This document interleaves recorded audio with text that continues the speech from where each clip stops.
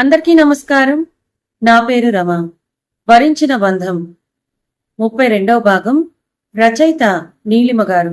Friends, కథ చదవడం start చేసిన వెంటనే వీడియోకి ఒక లైక్ చేయండి, హైప్ చేయండి, కామెంట్ చేయడం మాత్రం మర్చిపోవద్దు. మీ జీవితంలోకి అనుకోకుండా అతిథిలా వచ్చిన నేను అతిథిలానే వెళ్ళిపోవాలని కోరుకుంటున్నాను. కానీ మీరు అన్యోన్యతగా ఉన్న భార్యాభర్తల్లా కలిసిమెలిసి ఉండిపోవాలని మీరు కోరుకుంటున్నారు. మీరంటే ప్రేమ లేదని నేను ఒప్పుకోలేను, కానీ అంతకన్నా మా అక్క గురించి నా ఆలోచన ఎక్కువగా ఉంది. ఒక చెల్లిగా మా అక్కకి నేను ఇంతకన్నా న్యాయం ఎలా చేయగలను? అటు అక్క జీవితం ఏమవుతుందో అనే బాధ. మీతో ఇలా మాట్లాడుతున్నందుకు నాలో నాకే కోపం. ఇప్పుడు మీరు కూడా నా వల్లే బాధపడుతుంటే నేను ఎంత మానసికంగా నలిగిపోతున్నానో మీరు అర్థం చేసుకోలేరు అని కోపంగా వెళ్ళిన కరణ్ వైపే చూస్తూ మనసులోని మదన పడుతూ మోయలేని భారాన్ని దిగమింగుతుంది సాక్షి. ఏంటో ఇద్దరి వైపు ప్రేమ ఉంది, కానీ ఇద్దరికీ చూపించుకునే అవకాశం దొరకడం లేదు. అలాంటి పరిస్థితులు ఎదురవుతున్నాయని కన్నా వాళ్ళకి వాళ్ళే కల్పించుకుంటున్నారేమో కదా. అక్కకి అంతకన్నా వరుణ్ణి చూసి పెళ్లి చేయాలని అనుకోకుండా తన జీవితాన్ని ప్రశ్నార్థకంగా మార్చుకొని అక్క జీవితాన్ని బాగు చేయాలని చూస్తున్న సాక్షి ఆలోచన కరెక్టా? అవికాతో తన బంధం ముగిసింది. ఇప్పుడు భార్యగా సరికొత్త బంధం మొదలైంది. ఈ బంధాన్ని విడదీయలేని బంధంగా మార్చుకోవాలని ఆలోచిస్తున్న కరణ్ ఆలోచన కరెక్టా? ఇద్దరి ఆలోచనలు ఇలా పరిపరి విధాలుగా సాగుతున్నాయి. మరి వీటిలో ఎవరు గెలుస్తారో కాలమే నిర్ణయించాలి. వదిన గారు, రేపు ఉదయం 8 గంటలకి పసుపు దంచే ముహూర్తం ఉంది కదా. అది అయిపోగానే మీరు మేము కలిసి షాపింగ్ కి మొదలు పెట్టేద్దాం. ఎందుకంటే పెళ్లికి ఎక్కువ రోజులు లేదు కదా, కేవలం 10 రోజులు మాత్రమే.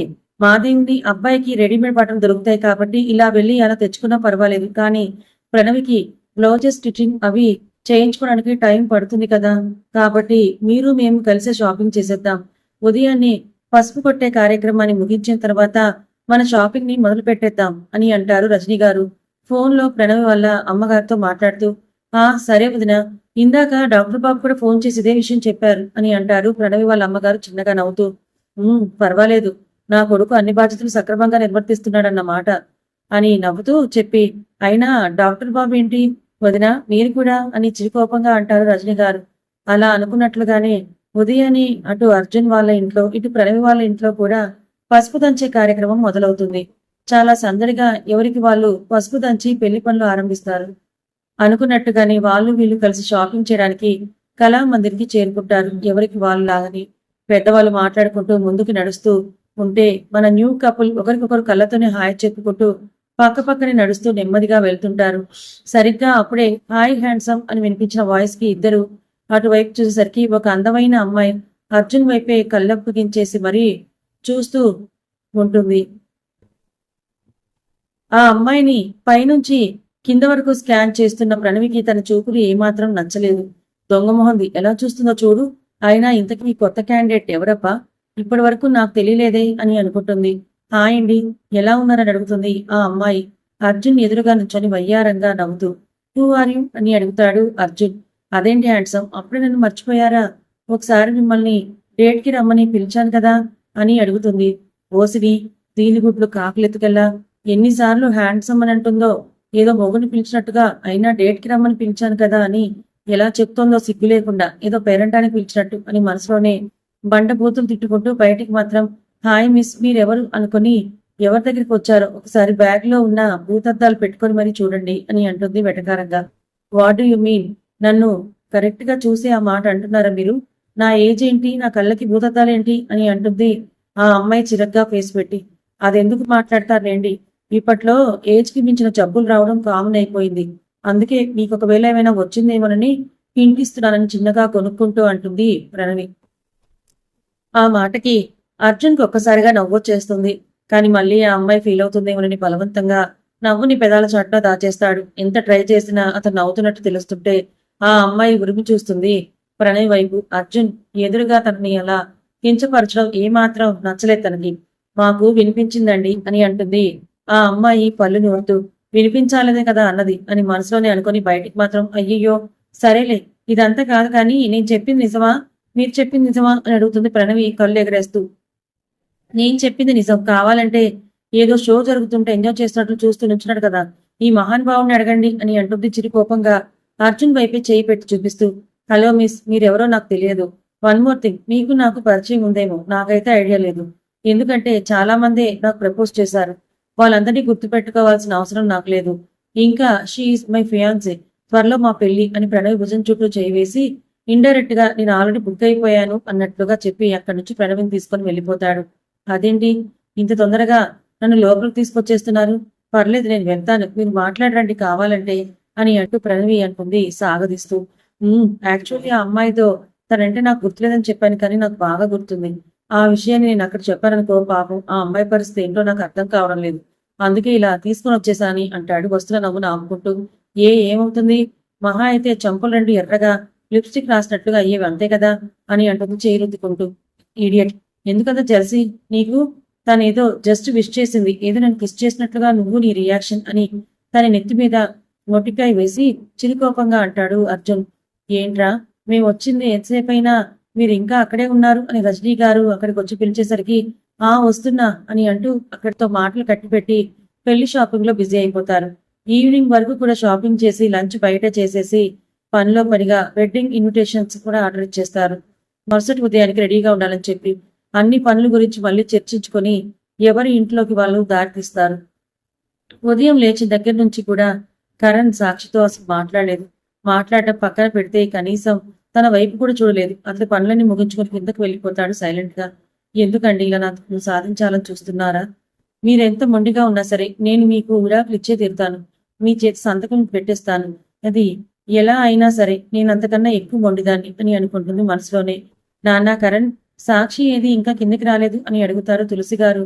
అప్పుడే వచ్చిన కరణ్ వైపే చూస్తూ బ్రష్ అవుతుందమ్మా అని అంటాడు కరణ్ ఆమె వైపు చూడకుండా ఫోన్ చూస్తూ. అవునా, నిన్నే తలనొప్పి వస్తోందంది. తను ఈ ఇంటికి వచ్చిన దగ్గర నుంచి ఎప్పుడు ఇలా లేదు. నిన్నటి నుంచి కూడా సాక్షి అదోలా ఉంటుంది. ఎందుకో మరి కలివిడిగా లేదు పిల్ల. అసలు బెంగళూరు నుంచి వచ్చిన దగ్గర నుంచి అలానే ఉంటుంది. అక్కడ ఏమైందో ఏంటో తనకి. ఒకసారి కనుక్కున్నానా? సరేలే ఉండు, నీ కాఫీ తీసుకొస్తాను అని అంటూ వంటగదిలోకి వెళ్ళిపోతారు తులసి గారు. బెంగళూరు అంటే గుర్తొచ్చింది. ఇప్పటి వరకు అవి బెంగళూరులోనే ఉందా? అసలు అక్కడికి ఎందుకు వెళ్ళింది తెలుసుకోవాలి. ఈ విషయం గురించి ఇప్పటి వరకు ఆలోచన రాలేదు అని మనసులోనే అనుకుంటాడు కరణ్. అమ్మా సాక్షి, వచ్చావా? రా, ఇప్పుడే నీ గురించి కరణ్ అడుగుతున్నాను. నిన్న తలనొప్పి అన్నావు కదా, తగ్గిందా లేదా అని అడుగుతారు తులసి గారు కరణ్ కి కాఫీ ఇచ్చి అప్పుడే వచ్చిన సాక్షిని చూస్తూ. తగ్గిందత్తయ్య, సారీ కొంచెం లేట్ అయిందని అంటుంది వంటగదిలోకి వెళ్తూ. చచ్చా, దీనికి సారీ ఎందుకు? కొడతాను చూసుకో. అలా మాట్లాడుతున్నావంటే నువ్వు ఉండు, నేనే వెళ్ళి కాఫీ కలిపి తీసుకొస్తాను అని తనని అక్కడే కూర్చోబెట్టి తులసి గారు వెళ్ళి కాఫీ తీసుకొచ్చిస్తారు. కాసేపటికి ఆనంద్ గారు ఆద్య కూడా రాగానే టిఫిన్ తినేసి కరణ్ ఆఫీస్కి స్టార్ట్ అవుతాడు. సాక్షి అతని వైపు చూస్తుందని తెలిసినా కూడా కరణ్ తన వైపు చూడలేదు.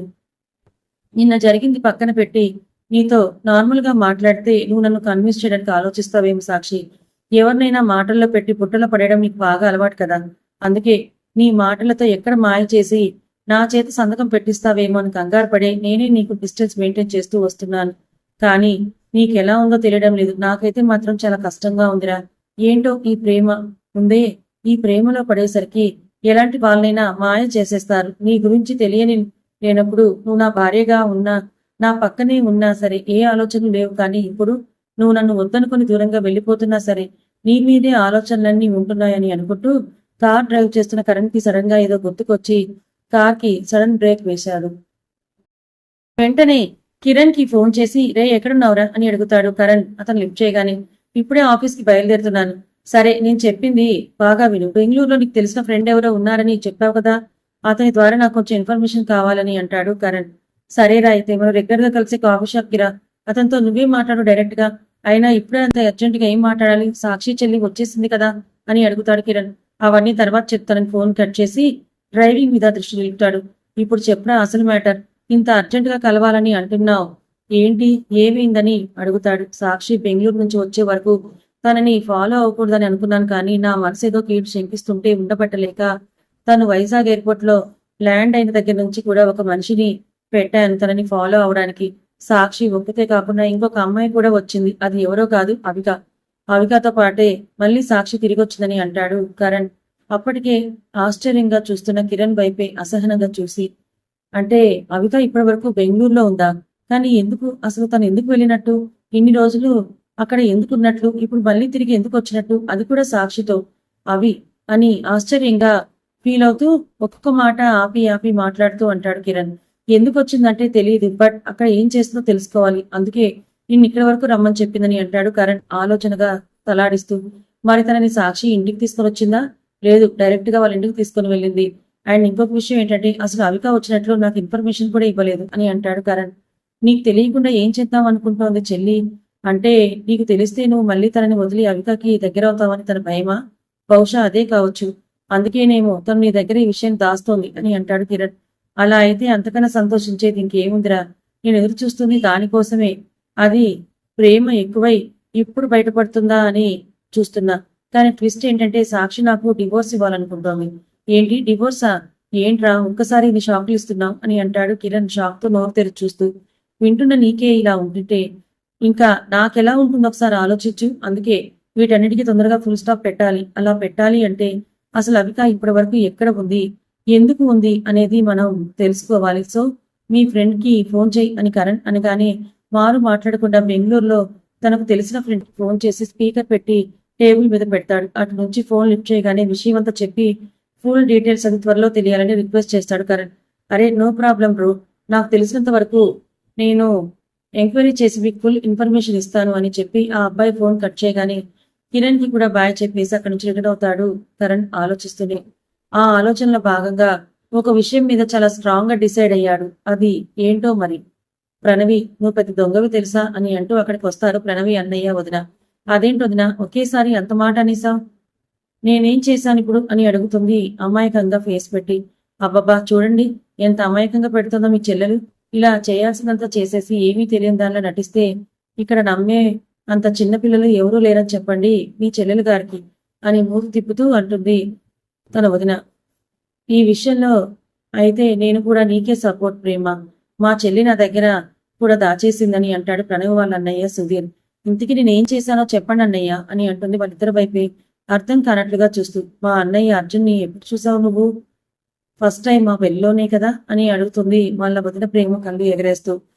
మీ పెళ్లిలో మీకు రిలేటివ్స్ గా నాకు ఫస్ట్ టైం పరిచయం అయ్యారు, కాకపోతే అప్పుడు కూడా ఆంటీ బాగా క్లోజ్ అయ్యారు పరిచయం. కానీ మీ అన్నయ్యం కాదులేమ్మా అని వెటకారంగా అంటుంది ప్రణవి. ఆ మాటకి అన్నా వదిన కూడా చూసిన చూపుకి ఏదో తేడా కొడుతుందే అని అనుకుంటుంది మనసులోనే. చెప్పనా, నేను మొదట్లోనే చెప్పాను మీ చెల్లి బయటికి కనిపిస్తున్న అమాయకురాలు కాదండి, చాలా పెద్ద ముదురు అని. నేను చెప్తే నా మాట విన్నారా మీరు? లేదు లేదు, నా చెల్లి అమాయకురాలు, నోట్లో వేలు పెడితే కొరకలేనంత అమాయకురాలు అని నాతో వాదించారు కదా మన పెళ్ళైన కొత్తలో. మరి ప్రేమంటారు, ఇప్పుడు కూడా అంటారా మీ చెల్లి అమాయకురాలని? ఉక్రోషంగా అంటుంది ప్రేమ వాళ్ళ ఆయన వైపే కోపంగా చూస్తూ. ఏం చేస్తాం, మోసపోయాను అని నాకు ఇప్పటికి కానీ తెలియలేదు అని అంటాడు సుధీర్ నీరసంగా. ఆపండి మీ గోల, ఇందాక నుంచి అసలు విషయం చెప్పకుండా నువ్వు ముదురు నేను మోసపోయాను తొక్క తోటకూర తోలు అనుకుంటూ ఏంటి? అసలు ముందు మీరు విషయం ఏంటో చెప్తారా, నన్ను వెళ్ళిపోమంటారా ఇక్కడి నుంచి అని ప్రణవి వాళ్ళ నాన్సెన్స్ భరించలేక అంటుంది. అవునవును, మాది గోలలాగే అనిపిస్తుంది నీకు, నువ్వు చేసే వాటికన్నా అంతకన్నా ఎక్కువ. ఏంటమ్మా ఏంటి, మా అన్నయ్య నువ్వు మా పెళ్లిలో చూసావా? నువ్వు ముందు నుంచే మా అన్నయ్యతో ప్రేమలో పడ్డావని ఈ సంగతి మాకు ఇప్పుడు తెలిసిపోయింది. ఇంకా దాచే ప్రయత్నాలు కట్టిపెట్టి మీ లవ్ స్టోరీ చెప్తే బాగుంటుందని అంటుంది ప్రేమ. వెంటనే వాళ్ళ అమ్మ వైపే కోపంగా చూస్తుంది, తనే చెప్తుందని ఇతను తెలుసు కాబట్టి. ఏంటి అత్తయ్య వైపు అలా చూస్తున్నావు? ఇందులో అత్తయ్య తప్పేం లేదు, కొన్ని కొన్నలా తెలిసిపోతుంటాయి. ఇంకా కోపంగా చూడటం మానేసి లవ్ స్టోరీ చెప్పమ్మా ఆడబిడ్డ గారు అని డ్రామాటిక్ గా అంటూ ప్రణవి పక్కకొచ్చి కూర్చుంటుంది ప్రేమ. అవును చెల్లి, మేము అడగకుండానే నువ్వు వచ్చి చెప్తే బాగుండేది అని మేము అనుకున్నాం, కానీ అది ఎలా జరగలేదు. కనీసం ఇప్పటికైనా చెప్తావా అని వాళ్ళ అన్నయ్య అడగగానే చెప్తాను అని అంటుంది ప్రణవి. ఎప్పటికైనా తెలియాల్సింది కాబట్టే. ఆ మాటకి వాళ్ళ అమ్మగారు కూడా అక్కడికి వచ్చి కూర్చుంటారు. ఆవిడకి కూడా తెలియదు కాబట్టి ప్రణవి చెప్పడం ప్రారంభిస్తుంది. కథ ఇంకా ఉంది. ఏంటి ప్రారంభిస్తుంది అని చెప్పి ఆపేసాను అనుకుంటున్నారా? నెక్స్ట్ ఎపిసోడ్ లో వీళ్ళ లవ్ స్టోరీ గురించి తెలుసుకుందాం. మరి ఇప్పుడు కిరణ్ ఫ్రెండ్ ద్వారా అవిక బెంగళూరు ఎందుకు వెళ్ళిందో నిజం తెలుసుకుంటాడా? అలా నిజం తెలుసుకున్న తర్వాత కరణ్ తన మనసు మార్చుకుంటాడా, లేదా సాక్షియే తన జీవితం అనుకుని అదే మాట మీద బలవంతంగా నిలబడి ఉంటాడా? అసలు ఏం జరగబోతుంది, తర్వాత ఏం జరుగుతుందో తెలుసుకోవాలనుకుంటే ఛానల్ని ఫాలో అవ్వండి. కథ నచ్చితే లైక్ చేయండి. ఇలాంటి మరిన్ని మంచి కథల కోసం ఛానల్ని సబ్స్క్రైబ్ చేసుకోండి. Thank you so much.